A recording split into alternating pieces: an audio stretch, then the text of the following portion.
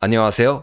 이현우 작가입니다. 오늘 환율이 일시적이지만 1,400원을 돌파했습니다. 지금 미국보다 금리를 낮게 유지한 그 대가를 톡톡히 치르고 있는 것인데요. 환율이 상승해서 수입 물가가 상승한 만큼 여러분들이 느끼는 물가 고통, 이게 엄청나게 다가올 것인데요. 한 끼에 10,000원 이하로는 먹을 메뉴가 거의 없는 그런 상황이 되었습니다. 그런데 진짜 위기는 아직 시작도 안 했다는 것입니다. 그동안 죽어가는 부동산, 건설사들, 이것만 살리기 위해서 쓸데없이 돈을 낭비하고 위기에 대한 대응, 이 준비를 전혀 하지 않았기 때문에 앞으로 위기도 막을 수 없고 더욱 큰 고통이 다가올 것이라고 생각됩니다. 그래서 오늘은 지금 시장에 어떤 위험 요소들이 있는지, 지금 환율 1,400원 돌파, 이게 어떤 의미를 가지는 것인지 이런 것들을 살펴보도록 하겠습니다. 일단 환율이 많이 상승을 했는데 우리나라 돈 가치가 하락을 했다는 것입니다. 언론에서는 전쟁 때문에 불안해서 그렇다 이렇게 이야기하고 있는데요. 중요한 거는 다른 나라하고 비교를 해보면은 우리나라 돈 가치의 하락폭이 훨씬 심합니다. 중국 돈 가치가 0.5% 떨어질 때 우리나라 돈의 가치는 마이너스 1.6%, 3배 넘게 하락을 했어요. 우리나라만큼 돈의 가치가 폭락한 그런 나라가 있는데 바로 러시아입니다. 전쟁을 하고 있고 서방에 엄청난 제재를 받고 있는 그런 나라와 비슷하게 돈의 가치가 폭락을 하고 있습니다. 그러니까 우리나라가 이번 위기에 굉장히 취약하고 대응을 잘못하고 있다, 그 말입니다. 그러면 환율 1,400원, 이 사태에 대한 가장 큰 책임을 누가 지고 있냐, 이걸 생각해 본다면은 한국은행의 이창용 총재, 이 사람의 책임이 가장 크다고 생각됩니다. 지금 사과값을 금리로 잡을 수 없다, 지금 이렇게 이야기를 했어요. 남 탓을 돌리고 있는 것입니다. 물론 사과값은 금리로 잡을 수 없습니다. 그런데 지금은 사과값이 문제가 아니라 환율을 관리해서 물가를 전체적으로 관리하는 것입니다.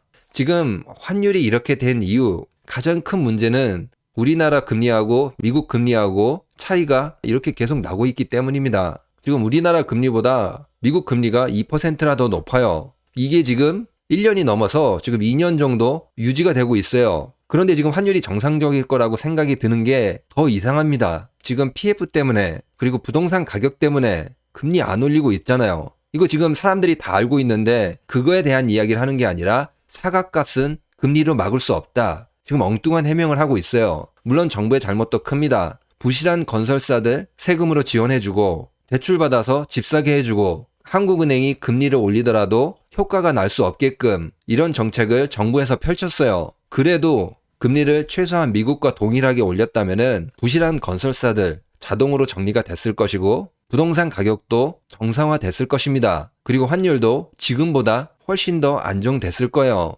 이 가장 큰 책임은 어디로 향할 것이냐, 물가로 향하는 것도 맞는데 우리나라 기업 전반이 무너지게 될 것입니다. 지금 건설사들을 살리려고 우리나라 중소기업들, 수출 중소기업들 다 죽여버리는 이런 효과를 가지고 올 거예요. 왜냐면은 중소기업들이 원자재를 수입할 때 달러로 수입을 해야 돼요. 그런데 달러 가격이 이렇게 비싸버리면은 수입 원가, 이게 급등을 하게 돼요. 그러면 어떻게 됩니까? 중소기업들 다 망하게 되는 겁니다. 대기업들은 어느 정도 버티겠죠. 중소기업들은 정말 답이 없습니다. 우리나라 고용의 80%를 담당하고 있는 중소기업을 환율로 죽여버리고 뭘 한 거예요? 타락한 건설사들과 탐욕에 쩌든 투기꾼들, 이들한테 손을 내민 것입니다. 한국은행 총재가. 그렇기 때문에 사과값 발언은 저는 굉장한 망언이라고 생각합니다. 환율을 지금이라도 잡아야 합니다. 그래야지 우리나라 헐이라고 할 수 있는 이런 중소기업들 숨이라도 쉴 수 있습니다. 그러니까 지금이라도 총선 끝났으니까 금리를 올려야 된다고 생각합니다. 이제 그리고 일부 분들이 환율이 올라갔으니까 달러 가격이 올라간 만큼 우리나라에 와서 물건을 더 살 수 있지 않냐, 그러니까 괜찮다, 이렇게 말씀하시는 분들이 있는데 일반 분들이라면은 그렇게 생각할 수 있어요. 그런데 전문가들이라면은 이렇게 말하면은 옷 벗어야 됩니다.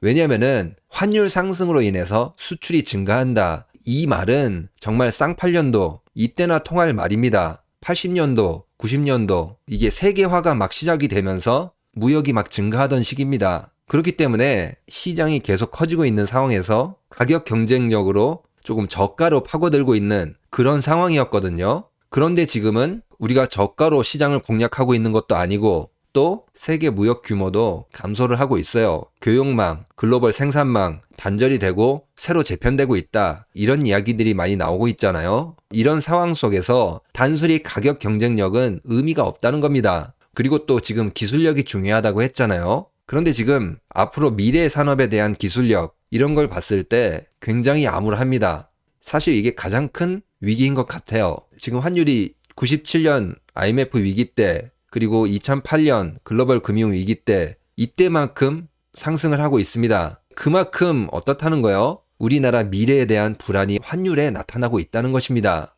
금리가 문제가 될 수도 있는데 그 근본에는 세계 무역이 감소를 하고 있고 또 기술력을 바탕으로 해서 수출되고 있는데 그 기술력이 후퇴하고 있다는 거예요. 그렇기 때문에 그럼 우리나라 경제에 대한 불안 이런 것으로 인해서 우리나라 통화 가치, 환율이 흔들리고 있다는 겁니다. 이렇게 생각한다면은 지금 이 환율 상승은 일시적인 게 아니라 앞으로 장기간 이어질 수 있다. 그리고 더 큰 위기를 불러올 수 있다. 그 말입니다. 그리고 지금 환율이 상승하는 이유, 전쟁 때문이다. 이렇게 이야기하는데 이것도 어느 정도 일리가 있습니다. 전쟁이 지금 계속 확전이 되고 있거든요. 환율이 불안해지는 것도 있는데 이게 결국에는 유가 불안, 고유가로 다가오게 될 것입니다. 동그라미 친 데가 호르무즈 해협이거든요.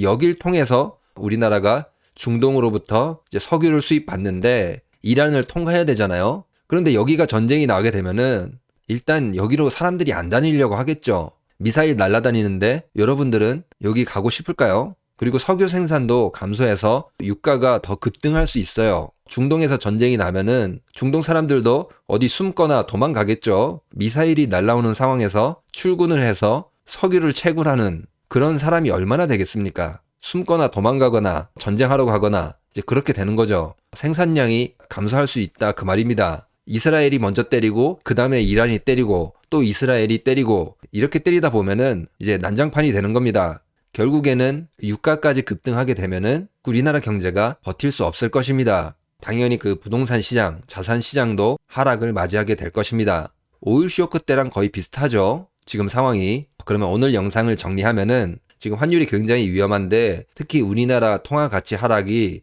다른 나라에 비해서 굉장히 크다. 정부와 한국은행의 잘못된 대응 때문에 지금 이 사달이 나고 있다는 것입니다. 지금 건설사들과 투기꾼들 이들을 살리기 위해서 미국보다 금리를 낮게 2년 가까이 유지하고 있는데 이것 때문에 우리나라 경제가 뿌리까지 흔들리고 있다. 그 말입니다. 그 뿌리라고 할 수 있는 게 중소기업입니다. 지금 이들이 환율로 인한 원자재를 수입하면서 느끼는 고통, 그걸로 인한 손해, 이게 막중하기 때문에 우리나라 경제가 뿌리부터 흔들리고 있다. 그 말입니다. 그리고 지금 환율이 상승을 해서 외국인들이 우리나라에서 물건을 많이 사줄 것 같지만 지금은 상황이 바뀌어서 그렇지 않다. 세계 무역이 감소를 하고 있고 쉽지 않을 것이다. 그리고 가장 중요한 거는 우리나라 기술 경쟁력인데 이것 역시도 지금 뒤로 밀리고 있다.